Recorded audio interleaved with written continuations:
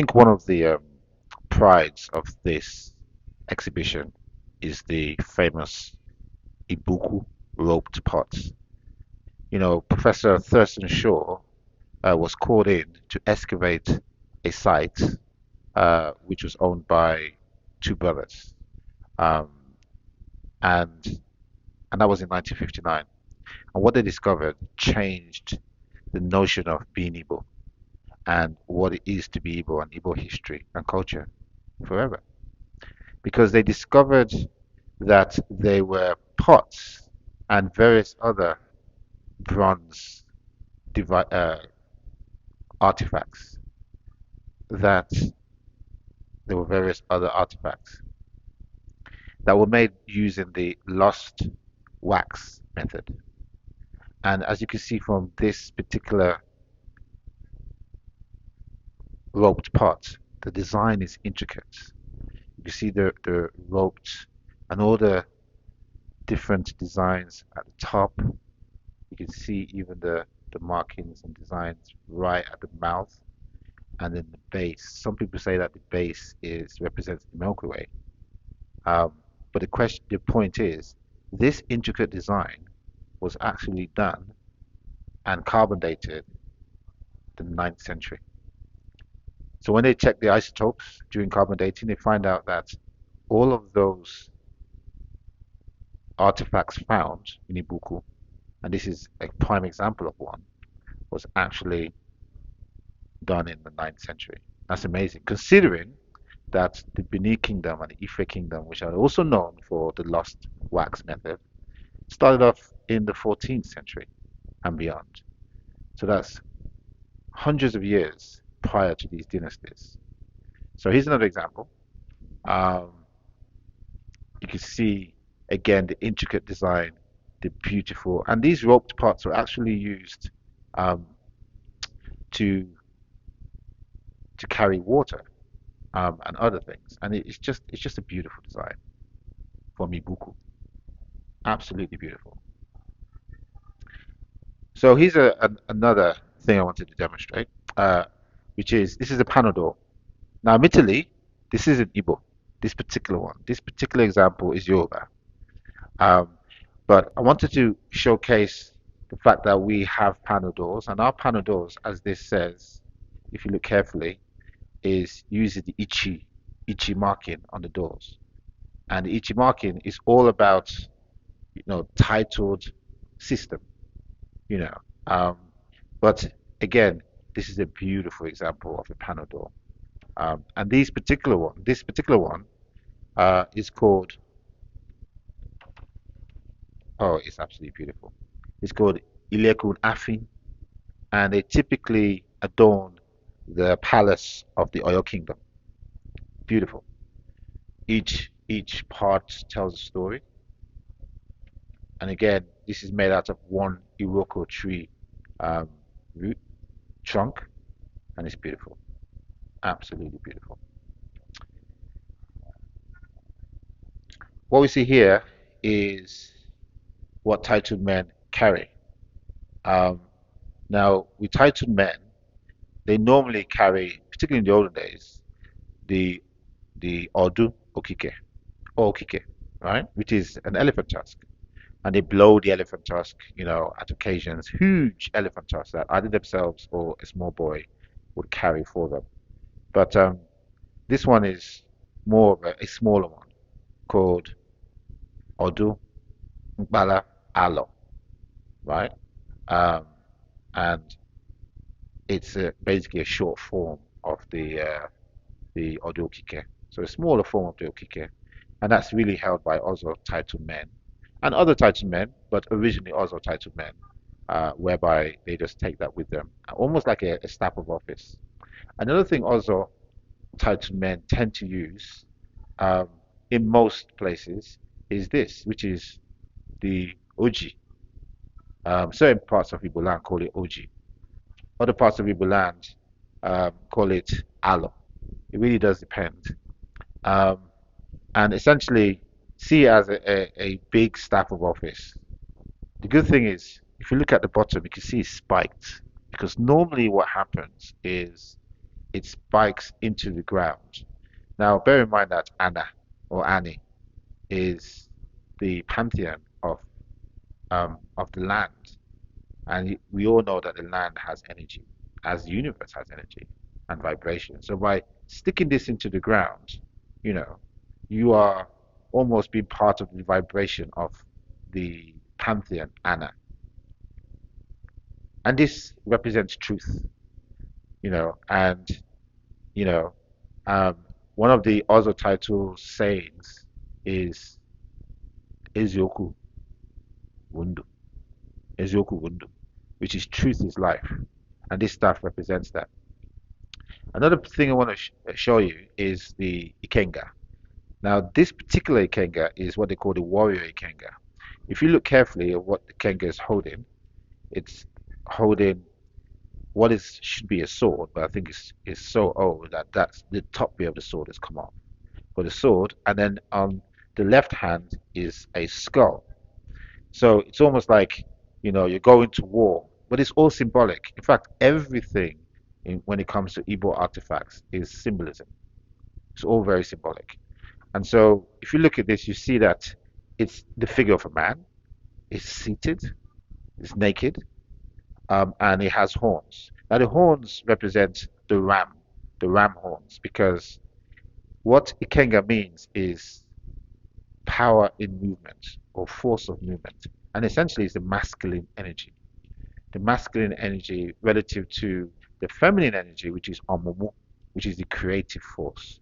But this is the masculine force, so Ikenga means force of movement, being able to push through life and attain what you need to attain.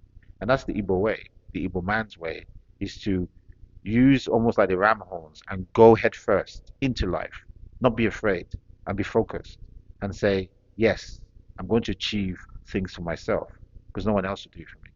And so life is war.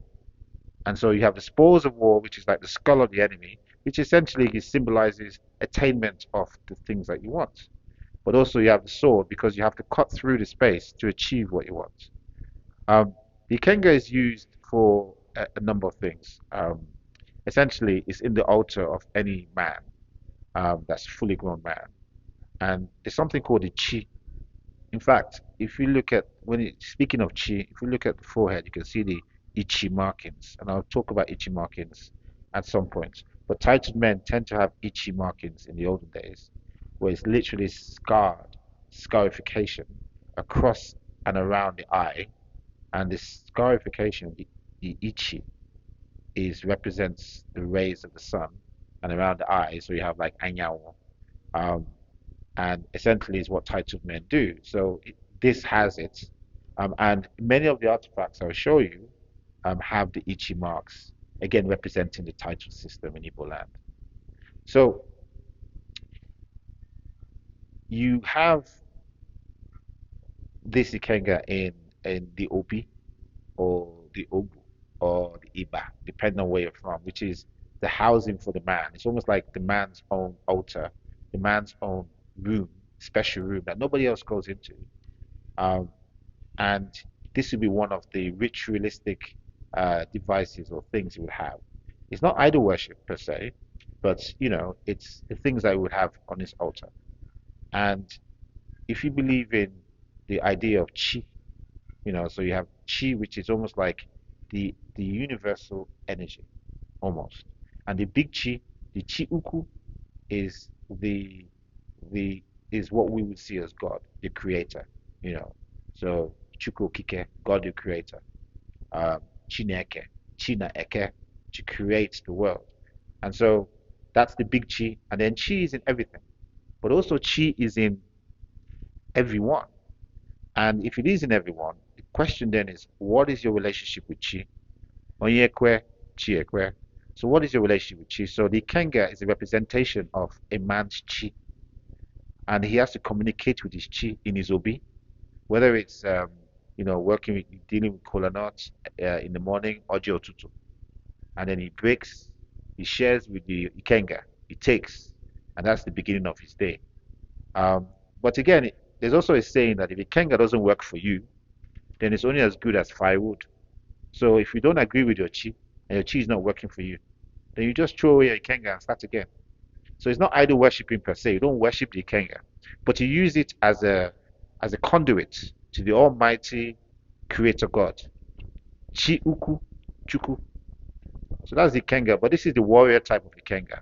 If I quickly just take you to another ikenga, now that we're still on the topic, this particular ikenga is called the title ikenga or the titular ikenga. You see, it's similar in generally in form. Again, a man seated. If you look carefully, you can see the ichi marking as well on his forehead. Similar. But then there's some notable differences as well.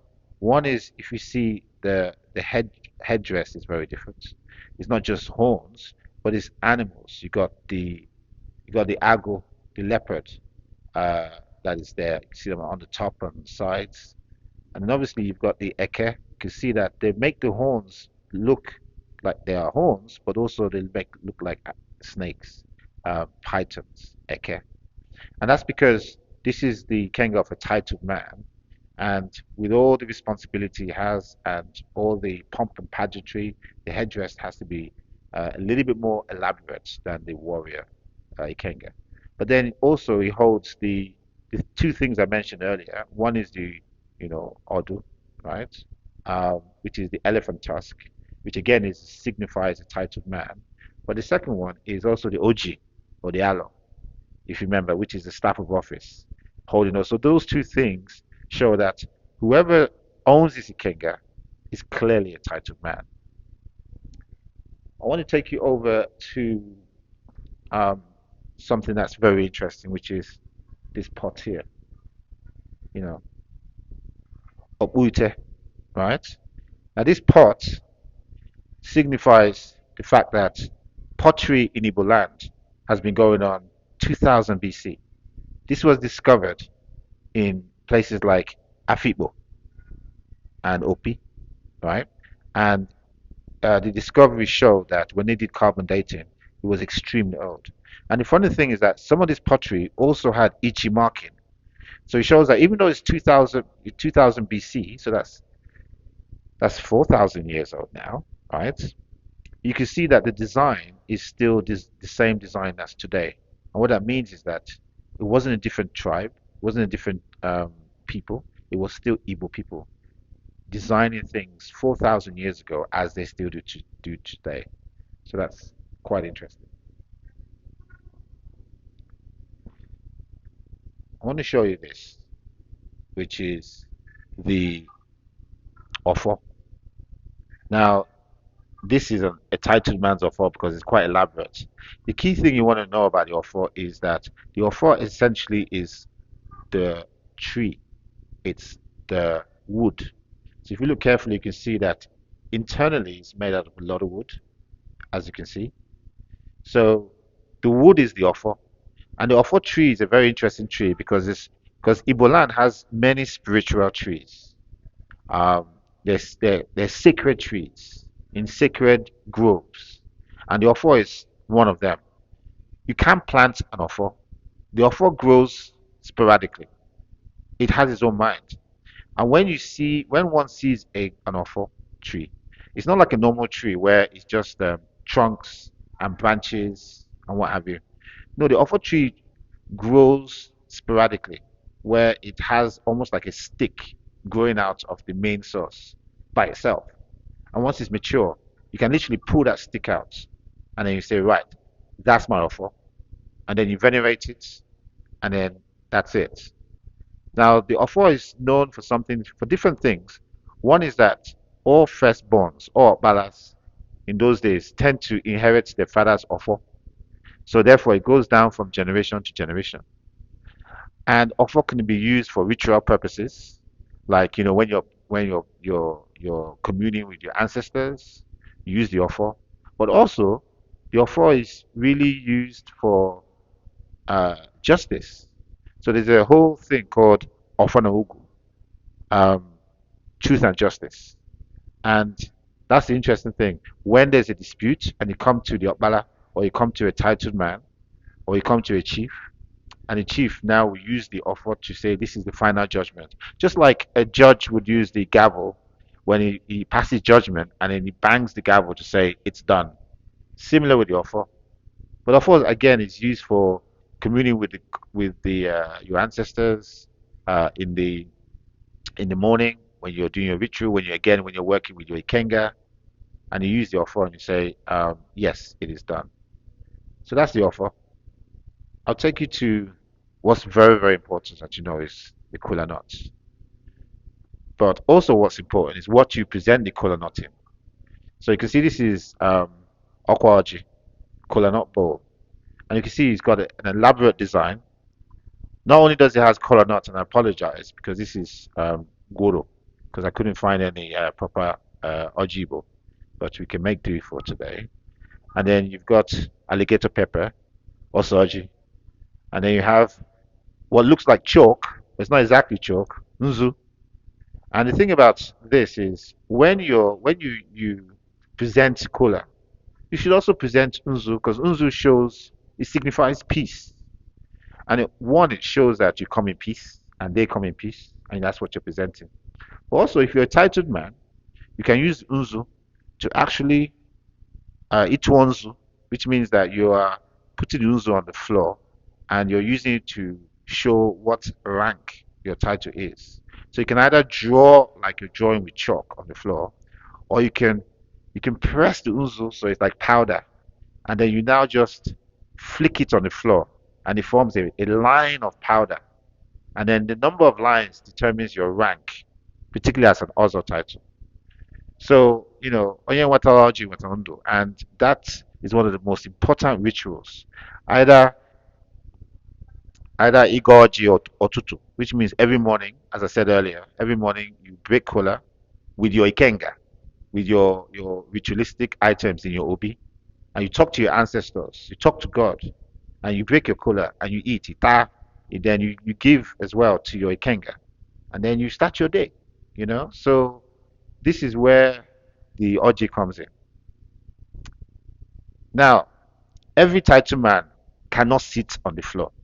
It's aloe. You cannot sit on the floor. It's an abomination. You either have to have a mat or you have a stool. Now, this is a title man's stool. And in those days, the stools used to be carved in ochre, right? And as you can see from this stool, if you look carefully, you can see the ichi marks there. Because again, it shows it's a titled man's stool. See the ichi marks, and underneath as well. And clearly see the ichi marks. Very, very intricately designed and carved.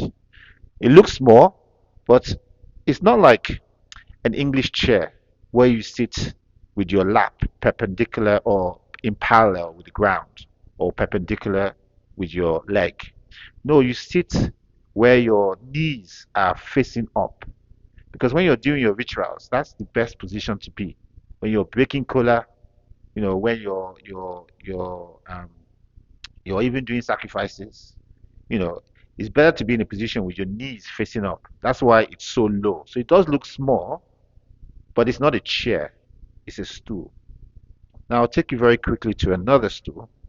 And again, these stools are called oche mpata, oche, oche mpata, or oche nzinze. And so you can see, again, you can see this is another example. It's not three-legged or four-legged, but it's just flat. But you can see the intricate design of the ichi. See underneath as well, the ichi marks. Amazing, you know. So this is Mao. Now, the interesting thing about Mao is that it's many Igbo words are composite words. So Mao is mo and ao, right? And Mao means the spirit of death or the spirit of the dead. I know that sounds really scary, but in reality, every age grade in Igbo land has their own Imao. And when you're young, your rite of passage as a man is to go and, Itu Mano to become a masquerade, right? And they will take you in the middle of the night, and they will scare you, and sometimes they will molest you, hit you here and there, just scare you and make it difficult for you, and then eventually you become one of them. You become initiated, and you become someone who can be in the masquerade society in that particular age grade. Now, the key thing about masquerades is that as much as to the onlooker is entertainment, it really isn't. It is communication. You see, the ancestors are communicating with the living through dance, through the masquerades movement. And every masquerade has their own type of dancing, their own type of movement. And that movement is communication. Communication from the spirit world to the living. And yes, of course, it's a man in there, but the impression is that no, it's a spirit in there. Because the man who is in the masquerade becomes spirit. And it's only for men. Only men can be masquerades. I know that sounds a bit sexist, but trust me, I don't think ladies want to become masquerades because it's so hot in there and so difficult. So everybody knows what this is. This is Ncho. In Cholokoto, beautiful game. It's not exclusively Igbo. In fact, this is one of those mysterious games that you know that everyone calls it around the world Mancala, right? And it's one of those mysterious games that is played everywhere. It's discovered everywhere, and no one actually knows where it originated from.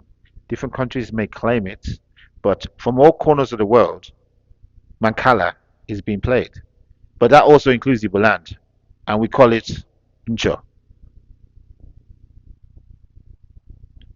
Now, these are all of these I've been showing you so far are the Igbo artifacts, and here's another one. Again, it's related to the Mo, the Mao, and essentially it's the maiden spirit. See, there's certain Maos, different types. I've shown you one. This is another type where you dress like a woman. So the spirit is the maiden spirit, right? So Abo Mo, Abo Mo, which is the maiden spirit mask, right? So you can see that it's men that still wear it, because again, only men are masquerades. But then this person now dresses up like a female. And so you can see the headdress, intricately designed, different colors, just to show you the headdress. Again, very, very beautiful. So this is again, a beautiful, beautiful piece of carving. So men wear this and they'll do their dance. And again, it's a signature move, communicating from the gods. So one thing I also want to show you is this. We mentioned earlier about Ibuku, and Professor Thurston Shaw wrote this book. This is two parts after his discovery. So you can see Ibuku, an account of the archaeological discoveries of Eastern Nigeria. Now, if you look through this, you can see there are so many plates, and you can see some of the sites during the discovery, the excavated sites. Um, Again, beautiful, and you can see some of the the the artifacts that were found. Again, this is in the states that they came in, but when you now flick through, you can see as they cleaned up, you see really some of these photographs beautiful. Look at this beautiful bronze bell. Again, the another bronze bell over here, and again, look at the design. Just look at how intricate the designs are. Again, all of these designs are not designs for art's sake. They are symbols. They're communicating. This is where the knowledge that we don't know, but Afibo, Dibia, they know. So the metal workers from Oka and Usuka, they knew exactly what they were doing in their design. It's purely not benign. Again, beautiful artwork. But again, everything is symbolic. Everything has meaning. So, many thousands of artifacts were found between 1959 and 1964. Very, very beautiful. Now, we can't really leave without talking about the Benin Kingdom and the Benin artworks. And you might ask yourself, what is the Benin art doing? Like, for example, as you remember, the leopard, um, typically adorned in the Oba's palace in Benin. Again, it's another version of the leopards as well. Very, very beautiful, and the Portuguese got a Portuguese soldier, and you got a musician as well. Very, very interesting. And the most famous bronze of all, which is, as you can see, the bronze head of Queen Idia, who then later became Yoba. So, which is Yoba means the Oba's mother, the king's mother, the mother of the Oba. Beautiful designs. You can see how intricately designed it is. See the headdress there. Again, the same thing here. You know, just another form, different color, but same representation of Queen Idia or Ioba. So what's the connection? Why are we putting this in this exhibition? Well, the interesting thing is there is a big connection. As I said to you earlier, um, artifacts like this was discovered and carbon dated to ninth century. Whilst this is part of the Benin Kingdom, again the same method, but hundreds of years later. How? Well, if you look at Benin Empire and the current Benin Empire, as the old Benin city, um, it's a second dynasty, not one dynasty. It's a second dynasty. No one talks a lot about the first dynasty, the dynasty of the Ogishos, right? The first kings, the Sky Kings. Where did the Ogishos come from? What is the relationship between Igbo and Idu? Well, there's the first Igosho.